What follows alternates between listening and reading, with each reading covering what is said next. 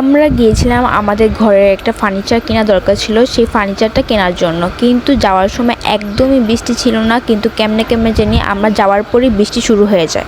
Hello everyone, আসসালামু আলাইকুম। আমি জাহান চলে এসেছি আপনাদের সাথে আরেকটা নতুন ব্লগ নিয়ে।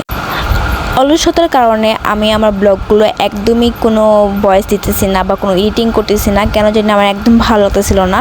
আর এই ভিডিওটা অনেক দিন আগের, আজকে আমি বসছি এডিটিং করার জন্য অনেক কষ্ট করে কেয়ার করার। তারপর দেখতেই পাচ্ছেন এখানে আমি দুষ্টাইম করতেছিলাম। আপনারা হয়তো এই ভিডিওটা দেখে থাকছেন যে আমি ভিডিওতে বলতেছিলাম যে পরিবারের পুকুর, পরিবারের হাঁস মুরগি, পরিবারের গাছপালা, এটা সেটা অনেক কিছু বলতেছিলাম। গ্রামের এই পথ দিয়ে হাঁটলে কেমন যেন একটা শান্তি ফিল হয়। আশেপাশে এত বেশি সবুজ আর সবুজ দেখে তো আমার মনটাই ভরে যেতেছিল। আর আকাশটাও অনেক বেশি সুন্দর ছিল, মানে মেঘলা মেঘলা হয়েছিল। আমি ভাবতেছিলাম যে এখনই বৃষ্টি আসবে, যেই কথা সেই কাজ, তখনই বৃষ্টি চলে আসে।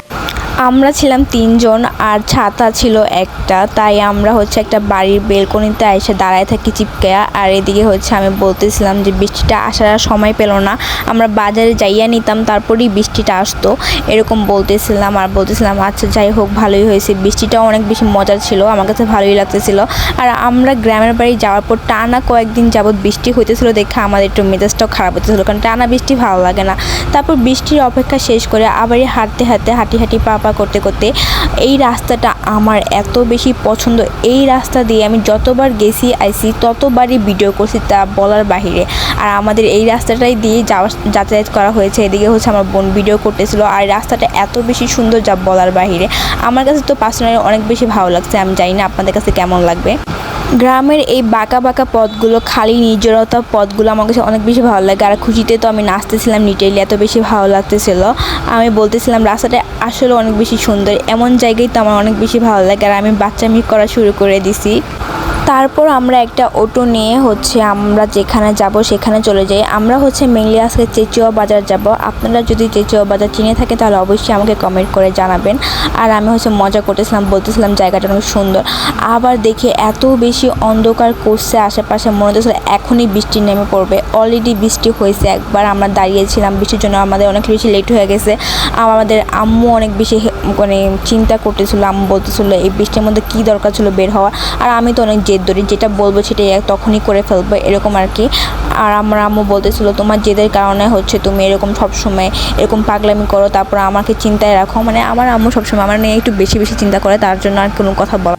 অবশেষে আমরা বাজারে চলে আসি। দেখতেই পাচ্ছেন অনেক বেশি বৃষ্টি হয়েছিল। আর এই ব্যাস লাইটটা আমার বেশি পছন্দের। ভাইয়া সামনে দৌড়া যেতেছিল, আর আমার বোন ছাতা নিয়ে হাঁটেছিল। এখনও স্টিল বৃষ্টি হইতেছে, আপনারা দেখতেই পারতেছেন। তারপর আমরা যেহেতু ফার্নিচার কিনতে আসছি, তার জন্য এদিকে দেখেন মানুষ, নায়ক নায়িকারা তাদের ঘড়ির সাথে আটকায় যায়, আমার বোন সিএনজির সাথে আটকায় যায়, কি আর বলবো। যাই হোক, আমি একটু মজা করতেছিলাম। তারপর আমরা এখান থেকে একটা ফার্নিচার পছন্দ করে ফেলি, অ্যান্ড সেটাই গাড়িতে উঠানো হইতেছিল। এর মধ্যে আমাদের অনেক বেশি ক্ষুধা লেগে যায়, এই জন্য আমরা বাজার থেকে সিঙ্গারা খাইতেছিলাম। সিঙ্গারাটা ভালো ছিল মোটামুটি, তবে খারাপ ছিল না। তারপর আর যেহেতু বৃষ্টি ছিল এই জন্য এটাকে কাভার করে কাগজ দিয়ে ঢাকে নিতেছিল। আর আমরা বলতেছিলাম যে আমরা কেমনে যাব, বসে যাব, তো এটার মধ্যে করেই যাব। আর ভাইয়া বলতেছিল যেতে পারবো, আমি বলছি হ্যাঁ। তারপর আমরা 2 বোন সুন্দর মতো বসে পা ঝুলাতে বসেছিলাম। আর আমাদের গন্তব্য শুরু হয়। এটা মেইনলি চেচুয়া বাজার। এখানে আমাকে প্রায় আসা হয়। গ্রামের বাড়িতে গেলে আমার চেচুয়া বাজার আসতেই হয় কোনো না কোনো কারণে, কেন জানি না। আর আমরা ব্যানে বসেছিলাম, ভিডিও নিতেছিলাম, মজা করতেছিলাম। আমি আমার বোন মিলে আরও বেশি মজা করতেছিলাম। ও হাতে মেহেদি দিয়েছে, ওইটাই আমাকে দেখাতেছিল বারবার। আমি ওর বলতেছিলাম যে খুবই সুন্দর হয়েছে। আর আমাদের অনেক বেশি ভালো লাগে গ্রামের বাড়িতে গেলে ভ্যান দিয়ে ঘুরতে। আপনাদের কাদের এরকম ভালো লাগে ভ্যান দিয়ে ঘুরতে, আমাকে অবশ্যই কমেন্ট করে জানাবেন। কিন্তু একটা দুর্ভাগ্যের কথা যে আমি ভ্যানে বসতে পারি না। ভ্যানে বসলে আমি টুস করে পড়ে যাই। আর এদিকে ভাইয়া একটা স্পিড কিনে নিয়েছিল আমাদের জন্য, ওইটাই আমরা খাইতেছিলাম। আর বলতেছিলাম যে ছোটোবেলা আমরা এটাকে মদ ভাবতাম, আর এখন এটা খাই। আর আজকের ভিডিওটা এই পর্যন্তই। আর দেখতেই পারতেছেন ফার্নিচার নিয়ে যেতেছিলাম, আর ঠেলা দেখতে রাস্তার অবস্থা খুবই খারাপ। গ্রামের রাস্তায় এরকম হবে না, এটা তো হতেই পারে না। আল্লাহ হাফেজ, সবাই ভালো থাকবেন।